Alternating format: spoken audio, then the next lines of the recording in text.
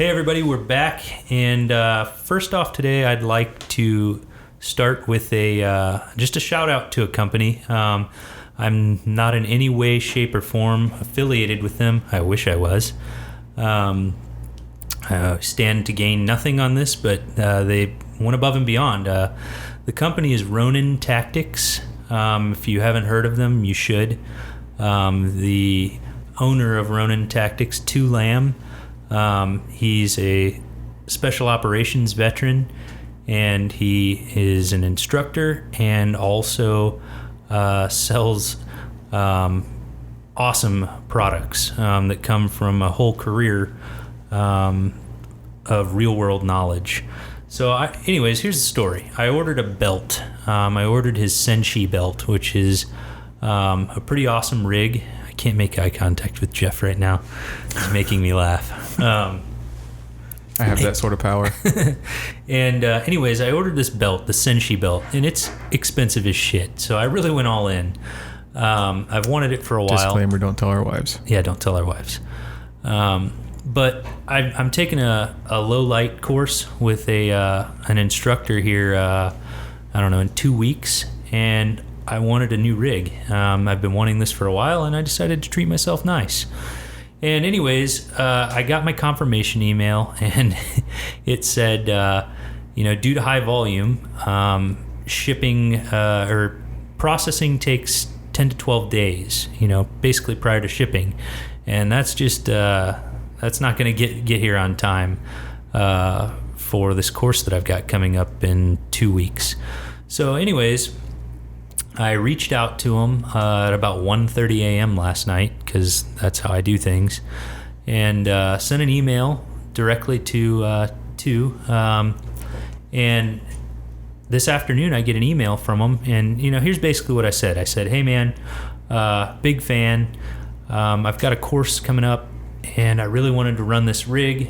If at all possible, could we expedite this? And I was clear. I said, look, I'm a small business owner. I understand how volume can dictate how fast things flow in and out. So I totally understand, being a small business owner, that you can only do what you got the manpower to process.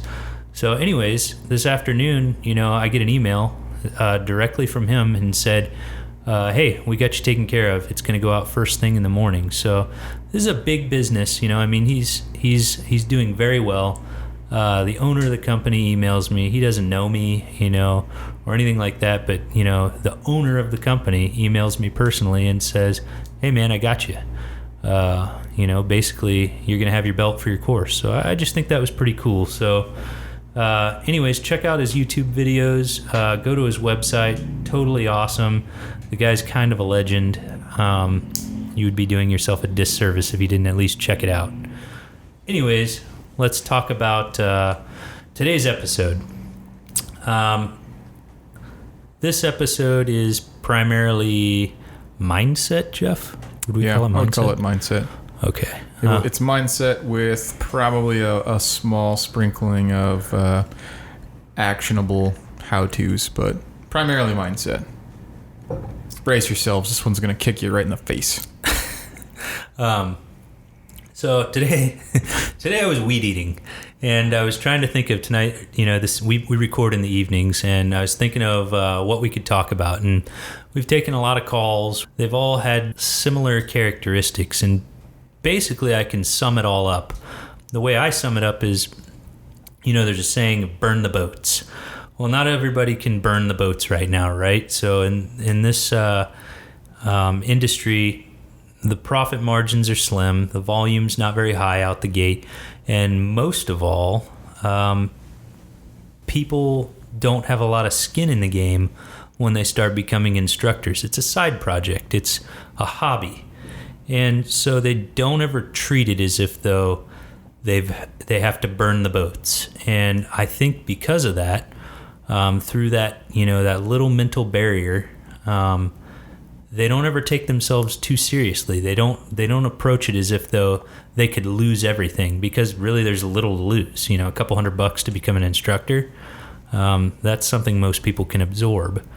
And if people would make a slight mindset change and approach it as if though they had everything on the line, I think we would see a lot more instructors, A, being more profitable, and B, at the very least, more people staying in the game, because it is a high turnover game. I don't have any numbers in front of me, but I can't tell you how many instructors I've reached out to who were still in the database as instructors, and they are no longer in the game. And so you can reach out to them. I mean, their contact info is still relevant, but they'll just straight up tell you, yeah, I got out of the game, just wasn't making enough money, it just wasn't worth the time. And, there's probably a lot to say for that. For the sake of our audience and for the sake of where we're going to go in this episode, it would probably be really beneficial if we took one small step back and at least talked through at a basic level or in a detailed level what we mean by that saying or that phrase of burning the boats, just so you kind of know where we're coming from and the point that we're trying to get across. Do you want to take that, Bill, or do you want me to take a stab at it? Go for it. All right. So the concept we won't even battle over the origin, but let's just use an example of you have shown up. Essentially, when you burn the boats, there is no way back, right? It puts you into what others would call a zero option mentality or a can't retreat. Like your back is to the water and the only way forward is land. There is literally only one direction for you to move, and that is forward, because you have burned your boat and that was the only way of egress or the way out. So you aren't kind of going back to your safe space. Yeah, you aren't straddling that fence line, you aren't dipping your toe in the water. There's any number of metaphors or sayings for it, but ultimately what we're talking about is you're treating it like a business, you're treating it for real, and with the attitude, the mindset, and the intention that there is no way. Failure is not an option. The only way is forward, and the only way forward is to find success by continuing to plow through. So that's what we mean when we continue to use the phrase burn the boats. The biggest thing that I think people fail at is accountability. They fail at holding themselves accountable, or at least on a regular basis. So what I mean by that is, it's real simple. I mean, just create a schedule, right? So this is how I would do it out the gate is I would create a schedule, and I would try to be at least 1 week ahead, where I know on the calendar what I'm doing each day. You got to roll that ball up a hill, right? So every day you got to make a push, and hopefully you're doing more than one thing, but at the bare minimum, every day there is no days off, right? And it could be something easy. It could be something as easy as some sort of plug, or doing something on social media to stay active, to stay relevant in people's feeds. That's pretty simple and takes very little time. You're talking minutes here, not hours. So I'm not saying that you got to do, a day's worth of work every day, but you need to do something every day. There is no stopping. And that's the biggest thing that I really see, at least on the surface. Interfering from people going from, 0 to 60. I mean, there's absolutely no reason, bearing in mind that you're within some sort of populated area or within reason to a populated area, meaning a target market, that you shouldn't be able to, if you choose, to do this full time, to wake up every day and do what you like to do, and that's teach people whatever discipline you're in. There's no reason, to be owned by no man. Hashtag. Yeah, I kind of think so. But, think about that for a minute. I mean, what's stopping you? What's stopping you from being, insert name here, that you look up to or that you follow on social media or you've heard of or you've seen their ads in a magazine or whatever. What's stopping you from doing that too? I mean, the money's there. People are spending money left and right in the firearms space. So, it all boils down to accountability and, the proper approach.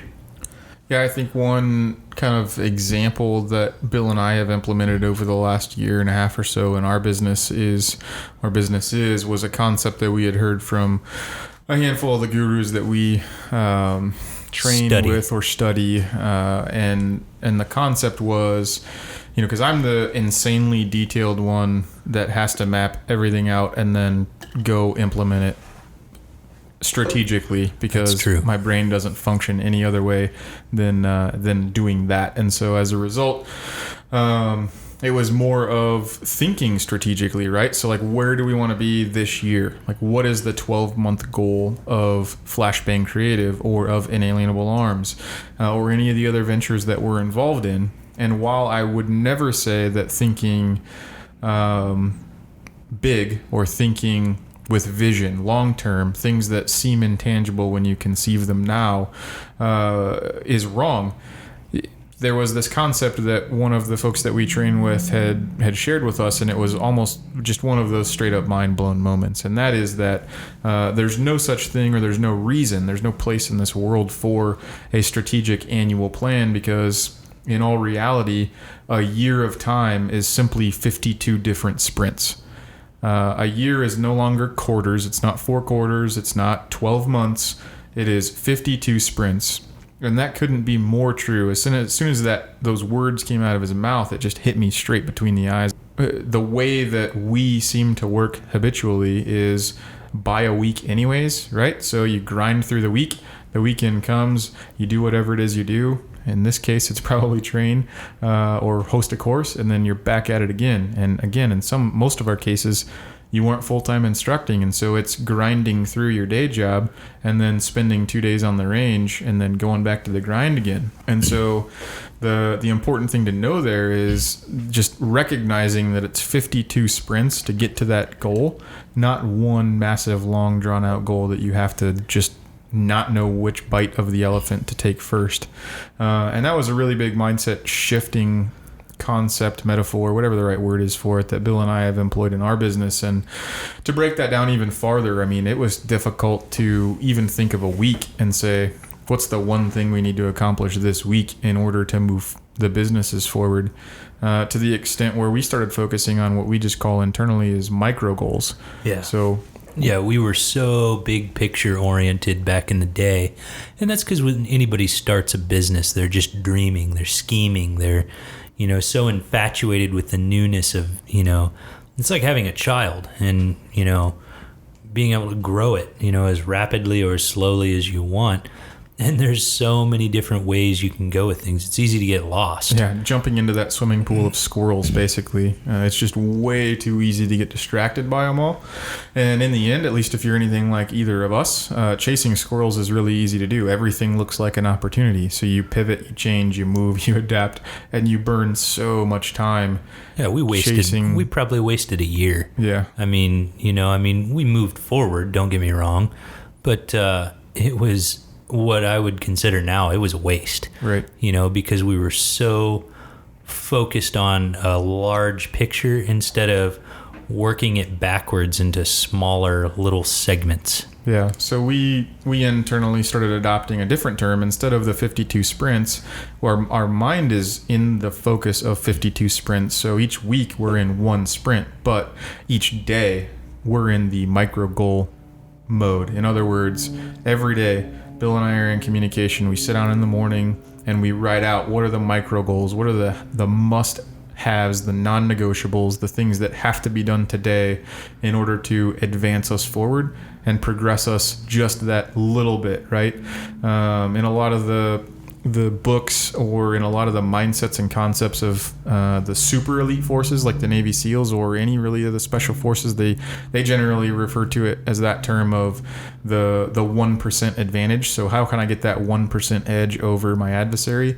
It's really the same thing. The micro goals in my mind work that same way. So what are the things that I absolutely have to get done today? Because that really helps focus all of the noise of the day through the lens of, is this email that came up out of nowhere more important than this micro goal that we established at the beginning of the day, which is marching towards the goal for the week, which marches towards the goal for the month, which marches towards the goal for the quarter, which goes towards the goal of the year. And it really just helps you refocus through that lens of what's truly important and what's the priority And then, if nothing else, peer accountability of the things that we've agreed on together that we have to accomplish in the business to move us forward.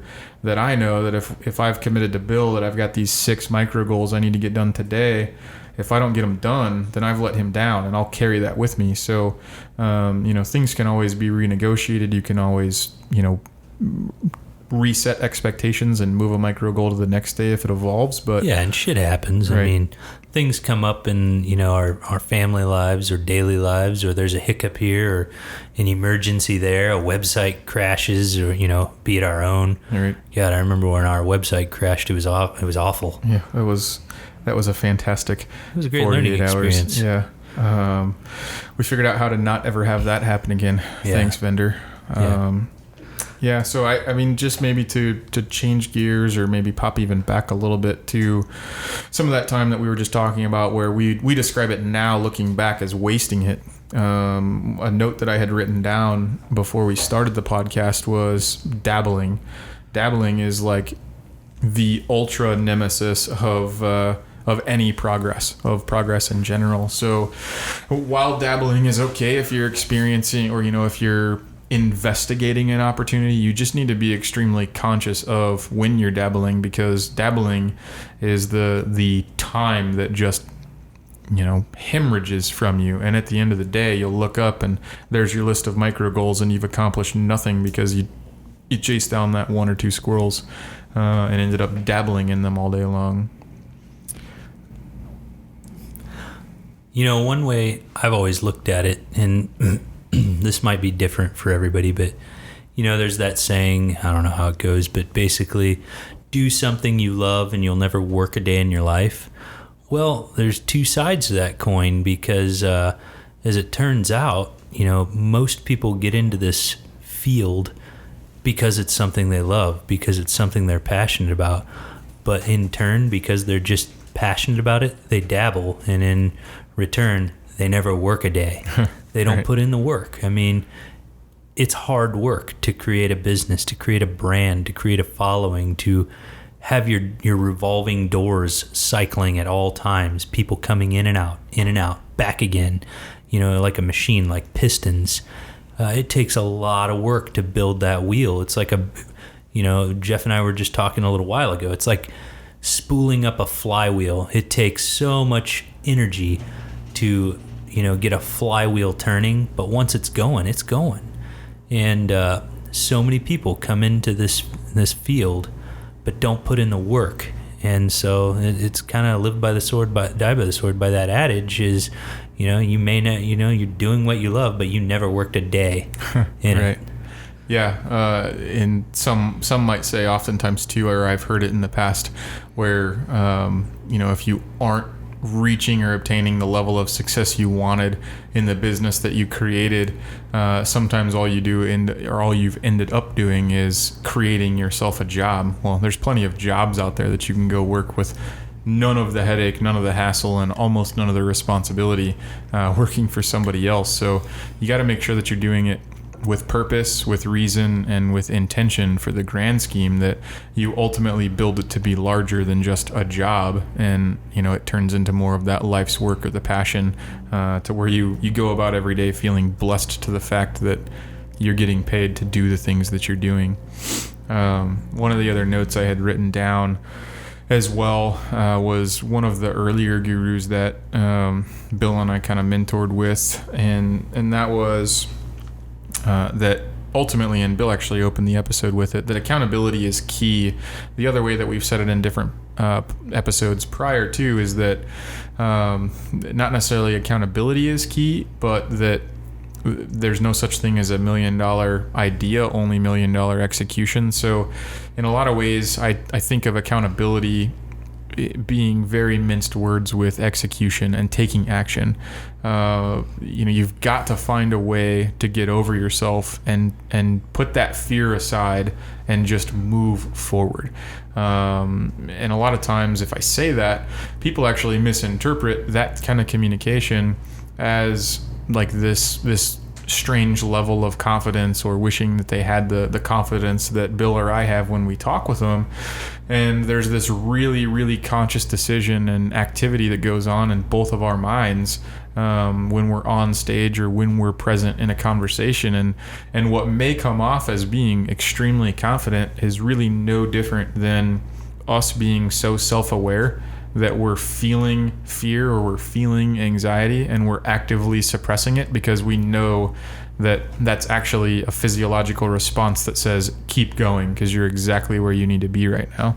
So you can't confuse what may appear as confidence either as confidence. We're no different, right? We all put our pants on the same way every morning, two legs at a time. Yeah.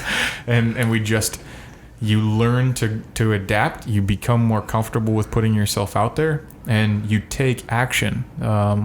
We can't say it enough, and we can't say it any more ways than the way we already have, that failure is a part of the game, and it's part of the process of success. It's just one of those rungs on the ladder you're going to continue to climb. Well, in a kind of a way that I break it out in my mind, I'm a little more simple.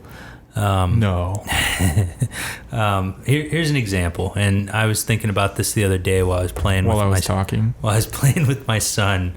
My mom, she kept everything of mine when I growing up, and so my son, he's young. He's only 4 years old. He's almost 5, but he loves Legos. And so my mom had this big ass castle thing. It was like an island castle that I had. Every piece is there. I mean, I took care of my stuff. No, your mom did. My mom took care of my stuff. You're right. That's true.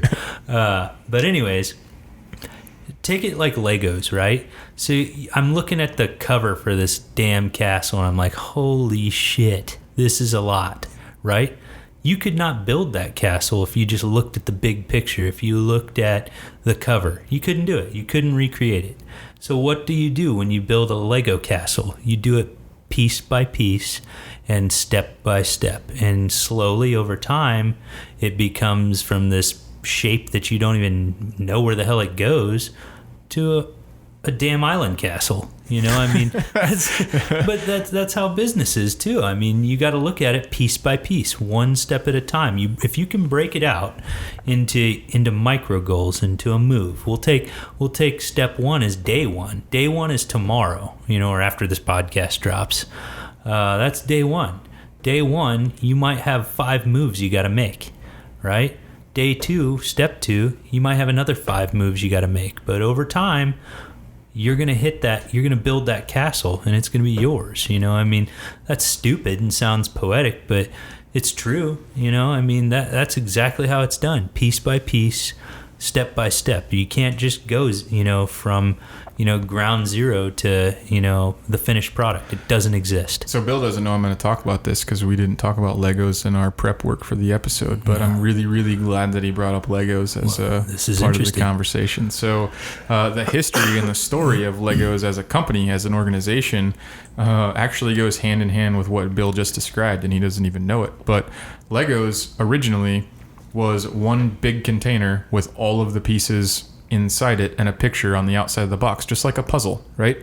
Well, it didn't take very long for them to realize that selling a product like that, where the outside showed the end result, and you open the box and dump out all of the pieces that are all different colors, all different shapes, all different sizes, and you didn't know where to even begin except for the giant green piece that was always the base. No one wanted to buy that second set of Legos because they could never put together the first one. So what did Legos do as an organization? They rethought the process from the consumer side, and they came up with the picture instructions. And then what did they do?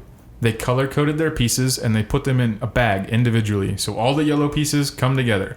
All of the white ones come together. Or if it's a giant-ass castle like Bill's fancy one, then they would, maybe have all of the pieces for the moat in one bag. And you put the moat together. Then once the moat's together, then you build the outside wall. And all those pieces are in one bag inside the box. So they realized that humans in general, when they look at a giant box of multicolored Legos and poured it out on their living room floor, said, F this, I'm out. Let's just look at the picture. And they restructured their own packaging and their own marketing so that anyone could do it. ultimately, right? Because Legos were for kids. How do you do that? You had no idea I was going to talk about Legos. Isn't and it then fantastic? You just dropped this MOAB knowledge bomb. That's why we work well together. So anyway, Legos, guys. Turn your business into Legos. Bam. Yeah. The last point that I had down that I wanted to make was kind of trickling off of I think a little piece that we had talked about last episode, or maybe it was the one before, but ultimately it was about the entrepreneurial personality type. And when I was reading about that, there was this piece that really resonated with me because I always felt like I was just crazy, but when they were talking about it, I was like, holy crap, this guy knows who I am. I feel like I can connect with somebody. And the thing that they said was that really, as an entrepreneur, if you're truly an entrepreneur as this personality type defines you, you don't even feel success or failure because you look at everything as an opportunity. And let me explain that a little bit. Instead of feeling success or failure, you actually only feel momentum. So you're either moving towards something or you're moving away from something. And it's the feeling of momentum and whichever side of that pendulum you're on that makes you feel uncomfortable, anxious, ultimately stressed at that point. But in the end, as an entrepreneur, you really only feel momentum, and that's what drives you. That's what powers you every day. And so think of vacation, for example. When I go on vacation, it's probably one of the more stressful things that I go on because the entire time on vacation, I'm not unplugged, wondering, how to enjoy that day, that moment present with the family, which is terrible to say. I know that. But the way that my brain works is I actually feel a lack of momentum when I'm on vacation because I'm not actively plugged into the business, moving that momentum forward and feeling that progress. And that's what motivates me. And that's what makes me keep going. And a lot of people from the outside look in and say, excuse me, you got to stop. You got to slow down. You're going to burn out. You're, spreading yourself too thin. And it's like, what are you even talking about? Yeah, stop and smell the roses. Right. What roses? I got so much more capacity to go because all I feel is momentum. And it's running away from the lack of momentum and running towards the feeling of momentum. And I just thought that was a really huge, clear explanation of, my inside feelings, which we don't ever talk about, and not having ever had those words to describe it before, but it absolutely resonated with me, and I'm sure it'll resonate with some of you. Yeah, we should do a podcast on that because we'll have to dive into it a little bit deeper because I think it was either me or Jeff, one of the two of us, found that, and I don't remember who it was because it both was so profound because it just totally hit me to my core. It was like, wow, you were describing me right now. And, I've always felt those same things. And it is totally a different personality type. It was amazing. Yeah. It's not one of the mainstream ones or any of the personality types that were defined in the psychology realm anytime previously, except for this one guy who essentially created it as the extra personality type that didn't fit anywhere else on the spectrum, and it was me to a T. So one more other thing, because we are about at time. We're actually over. God, time Nazi. A lot of these things, and maybe we'll do a podcast on this, and this isn't to sound I don't know, it's not to sound above anyone or anything like that, but one thing that I've found, and we've done business with a lot of people, or at least held conversations with so many, is that a lot of people are doers, right? They will, especially in this space, they will work from sunup to sundown. They're the hardest working people I've ever met. But for some reason, they don't necessarily initially have that the ability to dictate their own path or map out their micro goals or be able to put pen to paper and, build that castle step by step. And there's no shame in that because the biggest asset that these people have is their work ethic. We've worked with a couple people that come to mind right off the top of my head that once we met with them, or I shouldn't say met with them because they're on other sides of the country, but once we spoke to them and had several conference calls with them and were able to talk to them and figure out where they want to be, and we helped them map it out, it has been a total game changer. And all they needed was that little bump. Yeah, they had it the entire time. We're not doing that work for them. They are the best people you would ever want to work with, because they have every intangible piece that you want in anyone. Well, they didn't even realize it, but they drove the whole conversation to the desired end goal. We were just, writing it down. The grand facilitator. Yeah, and we just said, okay, this is too easy. Here's what we need to do. Start here. Step 1. Right. You're going to need to do these. There's lots of little caveats in step 1, but once you get done with step 1, you move on to step 2, and it builds from there. And guys, that's something that we can help you with. We do. I know this isn't some shameless plug, because we don't charge anything for our business audit. And I, again, hate that term, but it is what it is. It is an audit. We have a conversation. We find out who you are, what you're doing, what you're all about, and then figure out where you want to go. And then we help you get there. And so many times those conversations have ended. They always end very positive. I mean, people always, get incredibly excited.